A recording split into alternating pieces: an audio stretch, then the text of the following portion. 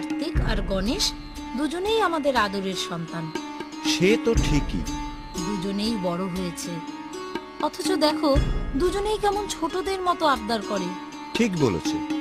আবার দেখো আবদার করার বেলায় দুজনের মধ্যে কেমন মিল, কিন্তু কথায় কথায় আবার দুজনের ঝগড়াও বেঁধে যায়।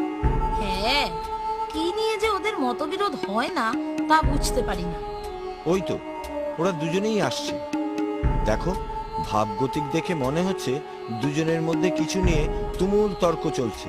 একসাথে দুজনের মন রক্ষা করা বড় মুশকিল। ঠিক আছে, বাবা মার কাছে তো যাচ্ছি, তারাই সব ঠিক করে দেবেন।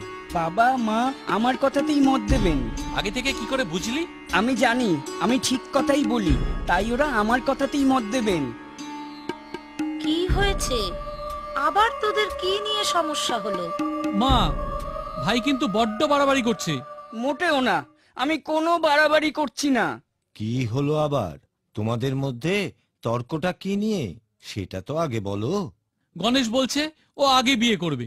আচ্ছা বলো তো মা, আমি বড়, আমিই তো আগে বিয়ে করব। মোটেও না, আমি আগে বিয়ে করব। গণেশ, তোরা বড় হয়েছিস, তোদের বিয়ের কথা এখন আমরা ভাববো।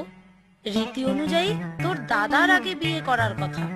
দাদার বিয়েটা আগে দিয়ে নি, তারপর তোর বিয়ের কথা ভাববো। না, আমি এ কথা কিছুতেই মানবো না। আমি আগে বিয়ে করব। কিন্তু কার্তিক তো ঠিক কথাই বলেছে, ও বড়, ওর বিয়েই তো আগে হওয়ার কথা। না, আমি এ কথা কিছুতেই মানবো না। আমার বিয়েই আগে হবে। আচ্ছা আচ্ছা কার্তিক, শোন বাবা, গণেশ তো তোর ছোট ভাই, ওর আবদার বরং মেনেই নি। হ্যাঁ বাবা কার্তিক, তোমার মায়ের কথাই বরং মেনে নাও। তোমাদের কথা নিশ্চয়ই মানতাম, কিন্তু এ তো অন্যায় কথা। এমন অন্যায় আবদার ও কেন করবে? মোটেও অন্যায় কথা নয়, আমি ঠিক কথাই বলছি। আমি আগে বিয়ে করব। মোটেও না, আমি আগে বিয়ে করব। আমার কথা না শুনলে আমি খাওয়া বন্ধ করে দেব। সেটা একরকম মন্দ হবে না, ভালোই হবে। তোর ভুঁড়িটা একটু কমবে। কি? আমার ভুঁড়ি নিয়ে কথা? বাবা, দাদাকে আমার ভুঁড়ি নিয়ে ঠাট্টা করতে বারণ করো, না হলে আমি কিন্তু খুব রেগে যাব। তুই রাগ করলে আমার বই গেল। বাবা দেখো না। কার্তিক, গণেশকে নিয়ে এই ধরনের ঠাট্টা আর কখনো করবে না। ও তোমার ছোট ভাই না? ঠিক আছে, সে না হয় করব না, কিন্তু বিয়ের ব্যাপারটা কি হবে? কি আবার হবে? আমি আগে বিয়ে করব। গণেশ, আমি বলছিলাম কি, দাদার বিয়েটা হয়ে গেলেই। না, আমি কিছুতেই মানবো না। আচ্ছা আচ্ছা, আমি বুঝতে পেরেছি, তোমরা এমনিতে মেনে নেবে না। ঠিক আছে, শোনো, আমি তোমাদের একটা উপায় বলে দিচ্ছি। কি উপায়? উপায়টা হলো, তোমাদের মধ্যে যে আগে পৃথিবীর চারিদিক ঘুরে আসতে পারবে তার বিয়ে আমরা আগে দেব। কি তোমরা রাজি তো? বেশ, আমি আপনার কথা মেনে নিলাম। তাই এখনই আমি পৃথিবী পরিক্রমায় বেরিয়ে পড়ছি। আমি কি করব সেটা না ভেবে বলা যাবে না। ঠিক আছে, আমি একটু ভেবে পরে আসছি। ওহ, যাক, তোমার পরামর্শ তাহলে ওরা মেনে নিল।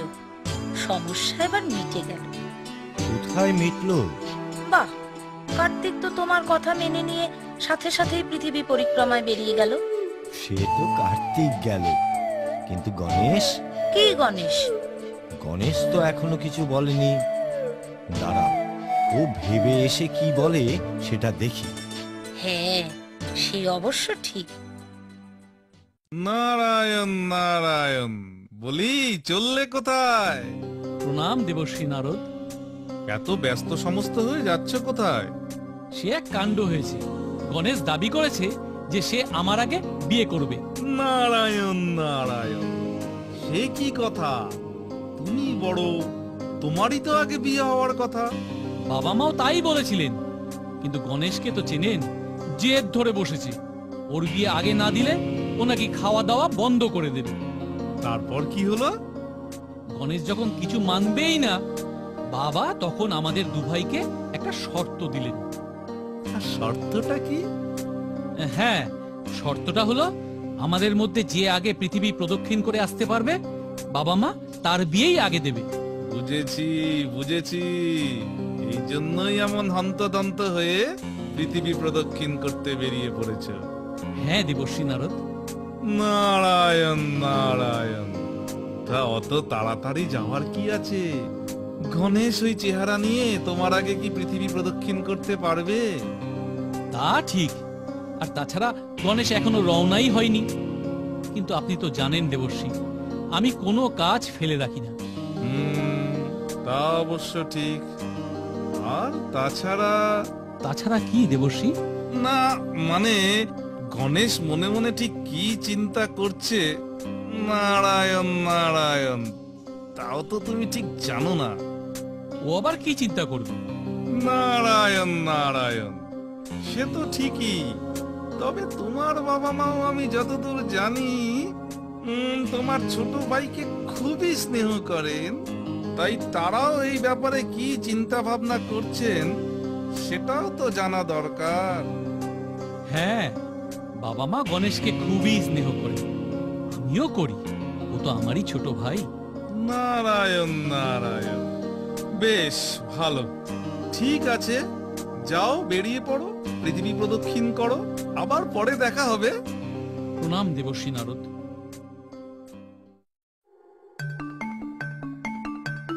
ওই তো গণেশ আসছে।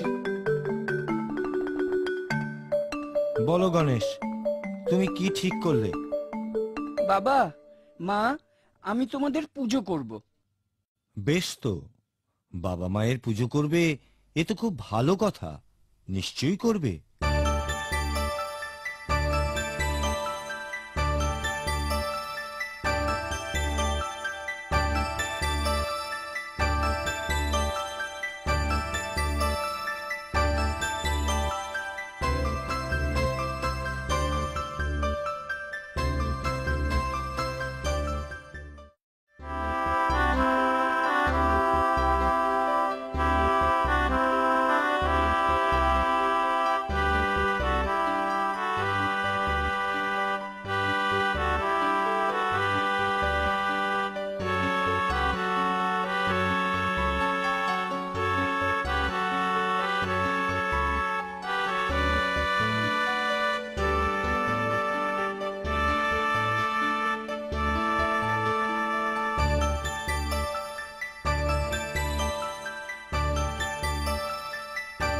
ব্যাস, আমার পুজো হয়ে গেল, এবার আমার বিয়ে দাও।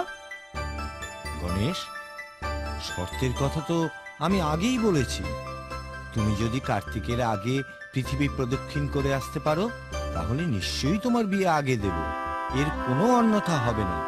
আমি তো পৃথিবী প্রদক্ষিণ করেই এলাম, তাও একবার নয় 7 বার।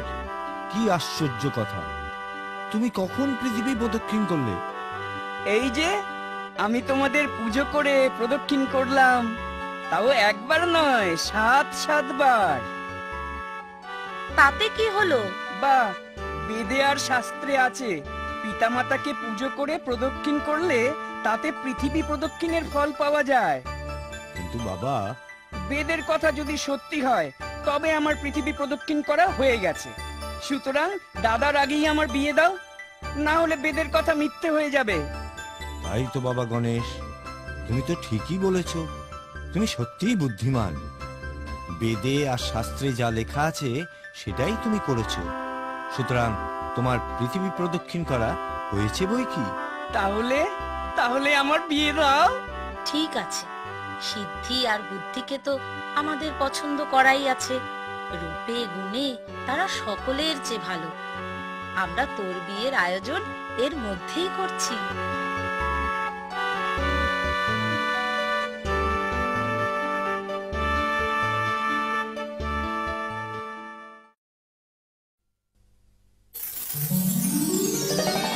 নারায়ণ নারায়ণ, বলি এত হন্তদন্ত হয়ে কোথায় যাচ্ছ? বাবা মার কাছে বুঝি? আপনি ঠিকই ধরেছেন দেবর্ষী নারদ। গিয়ে আর কি হবে? নারায়ণ নারায়ণ, তোমাকে তোমার মা বাবা তো ফাঁকি দিলেন, আমার বাবা মা আমাকে ফাঁকি দেবেন? এ হতেই পারে না। আমার কথা বিশ্বাস করছো না তো? আমি সত্যি কথাই বলছি। সত্যি বলছেন? বাবা মা আমাকে ফাঁকি দিলেন? সেটা কিভাবে? নারায়ণ নারায়ণ, তোমাকে পৃথিবী প্রদক্ষিণ করতে বলে গণেশের তো বিয়ে দিয়ে দিলেন। এই তো কয়েকদিন হলো। সে কি, গণেশের বিয়ে হয়ে গেল? মা বাবা আমার সাথে এরকম অন্যায় ব্যবহার করলেন? ঠিক আছে, আমি দেখছি। যা হওয়ার তা তো হয়েই গেছে। তাও যাও, দেখো ওনারা কি বলেন। নিশ্চয়ই দেখব। আমি যাচ্ছি। আপনাকে প্রণাম। প্রণাম। আমি একই শুনলাম মা, তোমরা আমাকে শেষ পর্যন্ত ফাঁকি দিলে। আমরা তোকে ফাঁকি দিয়েছি? হ্যাঁ, আমি নেই, এই ফাঁকে গণেশের বিয়ে দিয়ে দিলে। তোমাদের ব্যবহারে আমি মর্মাহত। না না, এখানে আমি আর থাকবো না। কার্তিক, শোন বাবা, আমরা তোর বিয়েও ঠিক করেছি। না, আমি বিয়েও করব না, এখানে আর থাকবোও না। বিয়ে করবে না? চিরকাল কুমার থাকবে? হ্যাঁ, চিরকুমারই থাকবো আমি।